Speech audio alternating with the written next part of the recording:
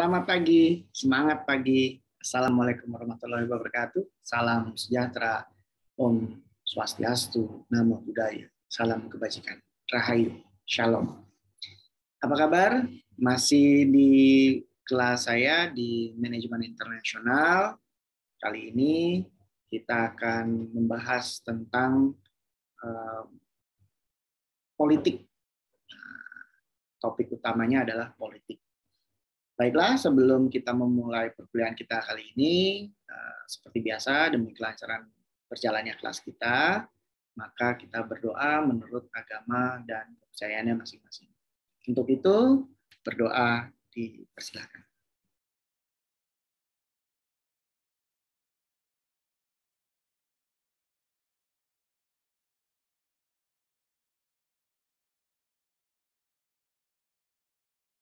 Baiklah, terima kasih.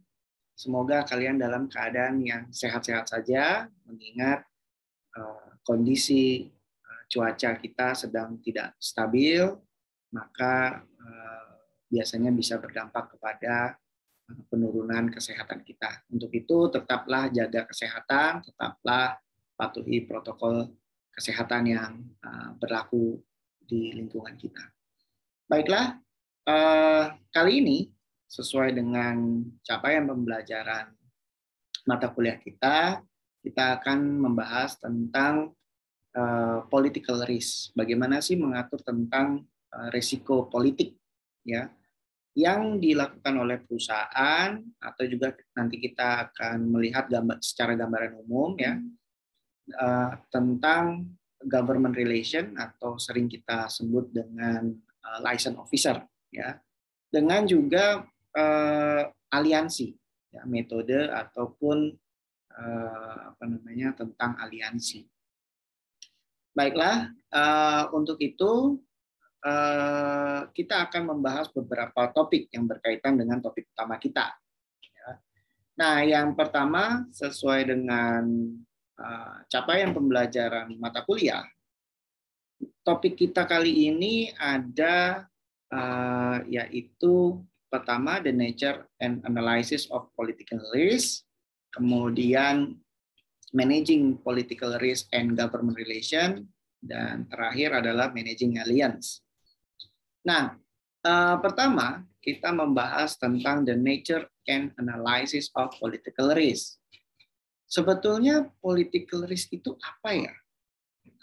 Political risk ini adalah risiko politik yang dilakukan oleh perusahaan. Misalnya di dalam suatu perusahaan, kalau konteksnya perusahaan, ya, kita memiliki kepentingan-kepentingan dari setiap departemen.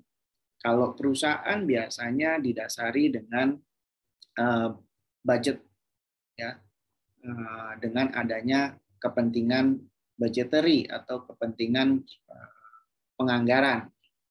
Sehingga hal-hal yang dilakukan adalah bagaimana kita menciptakan program atau membuat suatu program yang sangat realistis dan yang sangat memungkinkan untuk dilakukan, sehingga ajuan penganggaran program kita bisa disetujui oleh board director nantinya. Nah, hal-hal yang dilakukan adalah banyak sekali, ya, dari bagaimana kita menguatkan program-program kita, berbicara dengan para pemangku jabatan, kemudian juga berbicara dengan pemercaya kita, ya, pemangku kepentingan, untuk menguatkan atau juga bisa mengembangkan program kita nantinya ketika kita mengusulkan program kita, baik itu secara substansi programnya dan juga penganggarannya. Nah, political risk ini dilakukan kalau konteksnya negara, berarti banyak kebijakan-kebijakan yang akan diterapkan, gitu ya. Nah, diterapkan bagaimana? Diterapkan dalam arti begini. Pemerintah biasanya mengeluarkan peraturan perundang-undangan ya sebagai kebijakan. Nah, perusahaan nanti harus menaati peraturan-peraturan tadi atau harus menjalankan kebijakan yang dilakukan oleh pemerintah. Ini harus diikuti oleh perusahaan sehingga perusahaan dalam menjalankan operasionalnya, menjalankan usahanya ini tidak bersinggungan atau tidak bertolak belakang dengan aturan-aturan yang ada.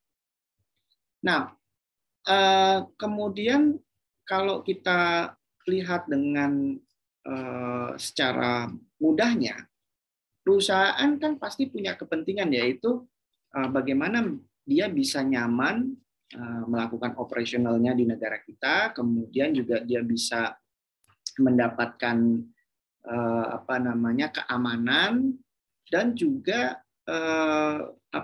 mereka bisa mengembangkan usahanya.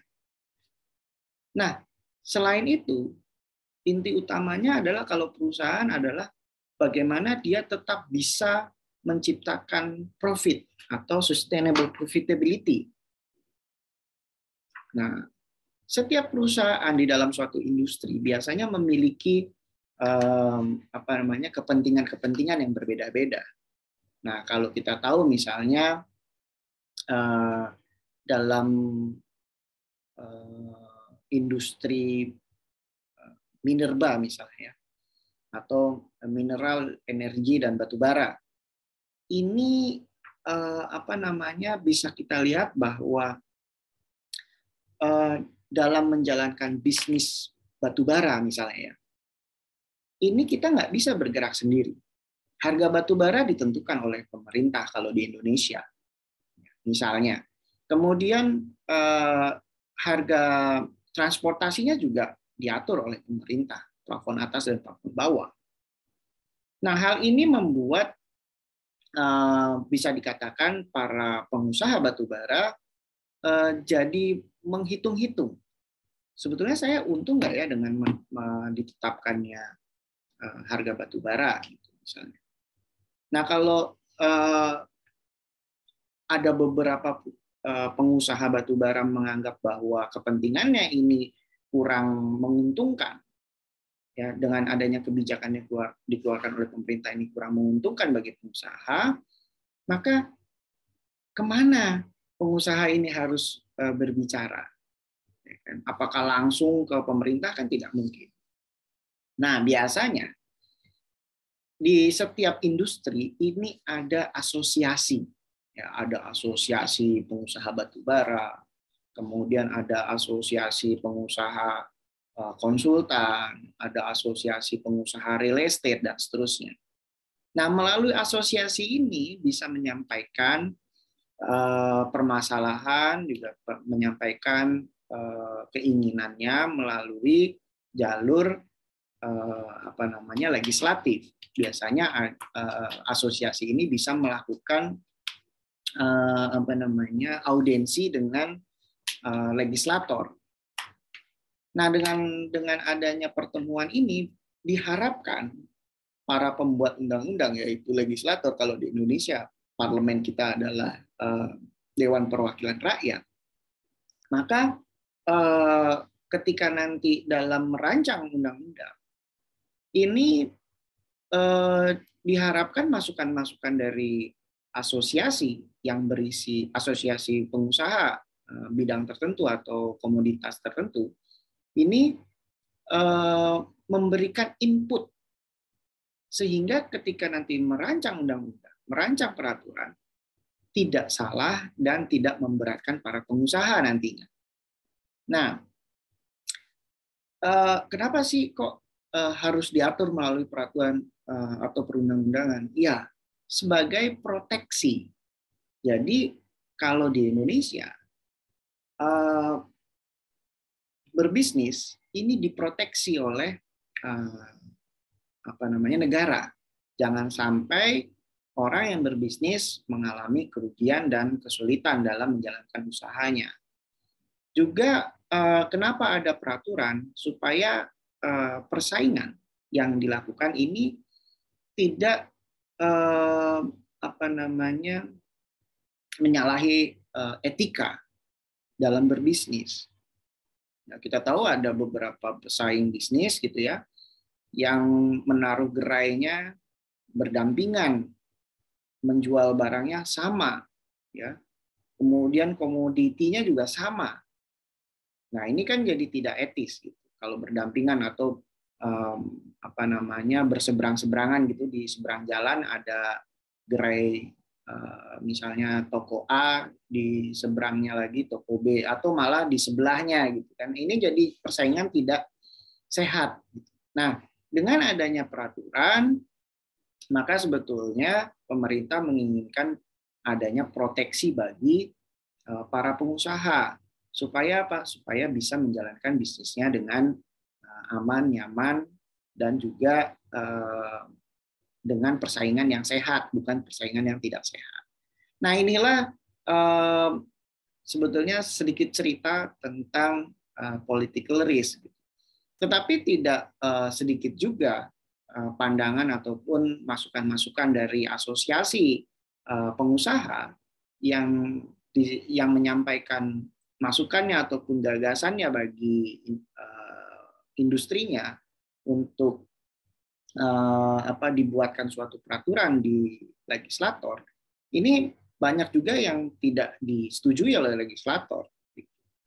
Nah, balik lagi bahwa pengusaha punya tidak bebas nilai, dan legislator di Indonesia juga kebanyakan tidak bebas nilai.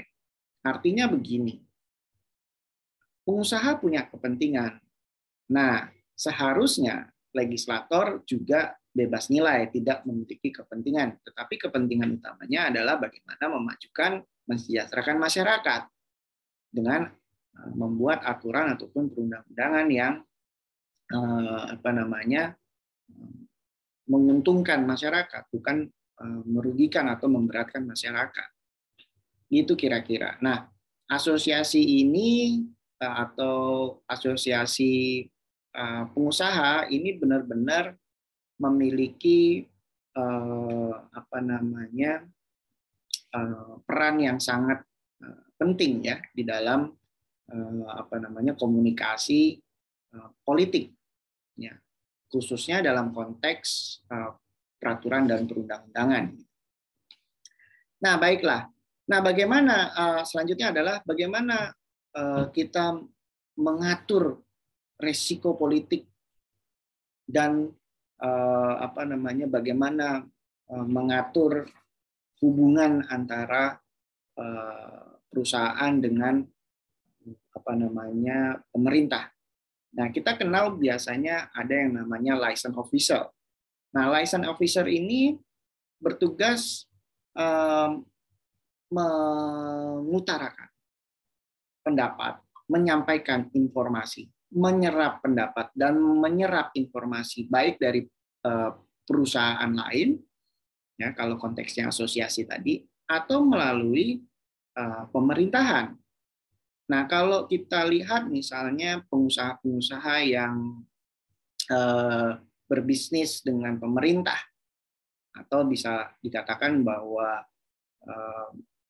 pengusaha ini menjalankan proyek-proyeknya pemerintah. Nah, biasanya ini ada satu orang di perusahaan yang dipercaya untuk menjadi perwakilan dari perusahaan ini ke kantor-kantor pemerintahan, misalnya ke dinas. Kalau kita berbisnis misalnya pertamanan, ya kan, dengan dinas pertamanan, atau juga dengan dinas sosial, atau juga dinas yang lain-lain. Nah, hal ini membuat si officer tadi atau si license officer tadi ini harus betul-betul menjaga sekali hubungan antara dirinya dengan government officer, supaya apa? Supaya bisa mendapatkan informasi yang baik, kemudian bisa mendapatkan kemudahan-kemudahan yang lainnya dengan cara yang benar. Tapi ya, nah, yang cara yang tidak benar, hati-hati. Ini ada istilah uang semir, kemudian tinta habis dan lain-lain. Ini juga menjadi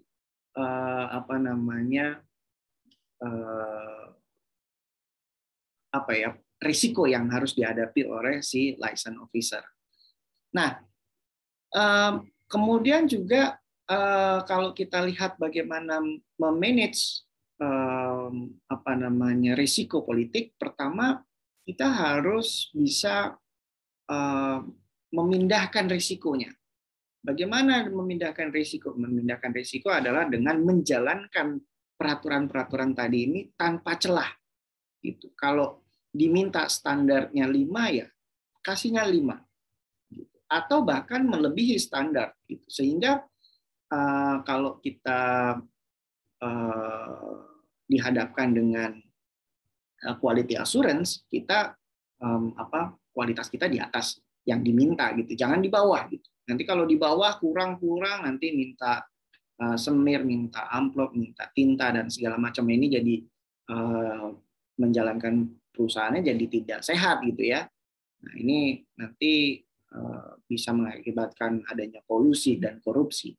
Nah, kita harus menghindari hal itu. Nah, jadi kemudian ada yang namanya operational risk dan ownership control risk. Jadi kita dalam membahas risiko politik, hal-hal ini yang harus kita tajamkan, harus kita dalami lagi. Yang seperti apa sih yang diminta sama government? Nah, kita tahu bahwa a compromise framework can help companies manage their political risk. Jadi dengan framework yang jelas, yang menyeluruh, kita bisa mengurangi risiko politik yang dihadapi. Jadi kalau framework kita jelas, budget kita jelas, kemudian siapa yang mengerjakan jelas, timetable kita jelas, framework kita jelas, gitu. Ini pemerintah nggak bisa cari celah-celah kekurangan kita, karena kita sudah jelas semua, ya, terbuka semua, transparan. Nah, jangan sampai kualitas kita dikurangi. Gitu ya. Kalau kita kualitas dikurangi, nah di situ nanti ada celah penyelewengan. Nah, ada 3 dasar kategori dalam risiko politik. Pertama tadi ya, transfer risk, kemudian operational risk, dan ownership control risk. Nah, ada 3 dimensi framework dari bagaimana kita mengatasi atau kita mengevaluasi risiko politik. Di dalam government system, ini ada yang namanya general investment, atau ada juga special investment. Nah, kalau kita bisa lihat di depan kita, ini adalah diagram di mana kalau kita sebagai konglomerat atau kita sebagai pengusaha, ini ada investasi yang kita keluarkan sebelum kita menjalankan suatu proyek. Kalau kita mengeluarkan investasi tinggi, ya, maka kita dihadapkan dengan transfer risiko. Jangan sampai kita menjalankannya sendiri. Kalau bisa disubkontrakkan, disubkon, ya. Atau kita KSO-kan, kerjasama operasional dengan pemerintahnya. Jangan kita kerjakan juga sendiri. Jadi berbagai macam lah yang bisa dilakukan. Atau juga kalau kita investasi kita juga dibilang tinggi, ini jangan sampai kita melakukan operasional dengan sumber daya yang terbatas. Nah, kalau misalnya sumber daya kita terbatas, maka kita bisa bermitra lagi dengan perusahaan-perusahaan yang supporting lini bisnis kita. Atau juga kita bisa bekerja sama dengan pemerintah, artinya pemerintah ikut andil di dalam proyek tersebut. Jadi kedua belah pihak bisa diuntungkan. Nah, ini dari sisi general investment. Nah, di awal tadi saya sudah sampaikan bagaimana bahwa dalam menjalankan suatu perusahaan ini mempertahankan kepentingan kita. Melalui apa? Aliansi. Aliansi bisa melalui asosiasi. Nah, kemudian juga bisa juga melalui kerjasama yang dilakukan kalau sedang melakukan suatu proyek.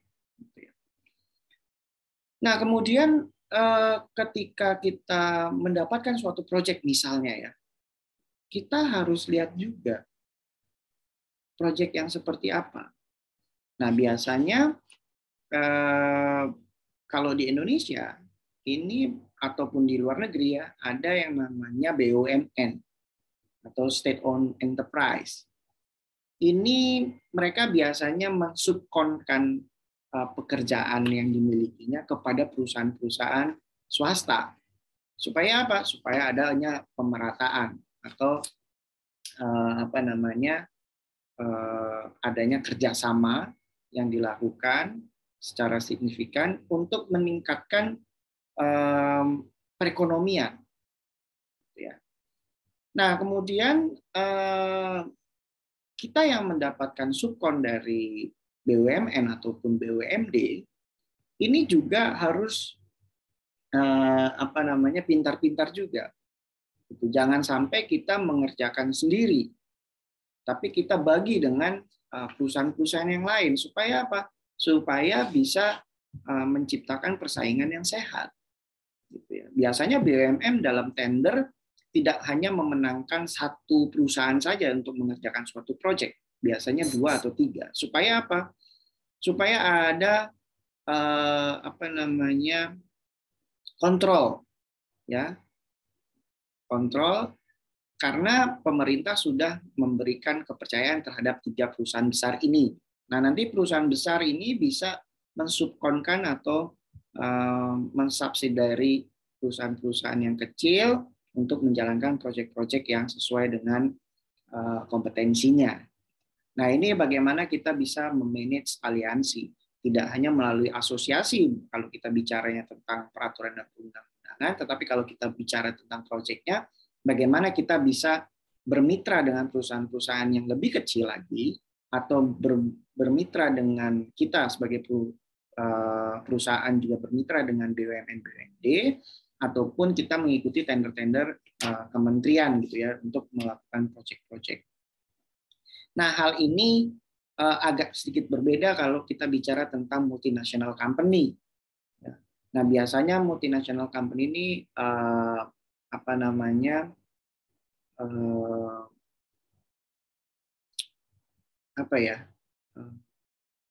tidak terlalu memusingkan hal yang seperti itu karena mereka sudah melakukan produksinya dengan sendiri. Nah, dia akan lebih sibuk dengan proyek-proyek di luar negeri atau di cabang di tempat mereka melakukan operasional yang baru, misalnya di negara yang baru, gitu, memasuki pasar baru, sehingga dia tidak terlalu mementingkan atau tidak memusingkan proyek-proyek yang ada di dalam negeri, tetapi dia mengembangkan produknya sendiri. Gitu ya. Nah, nanti kita bahas lebih lanjut.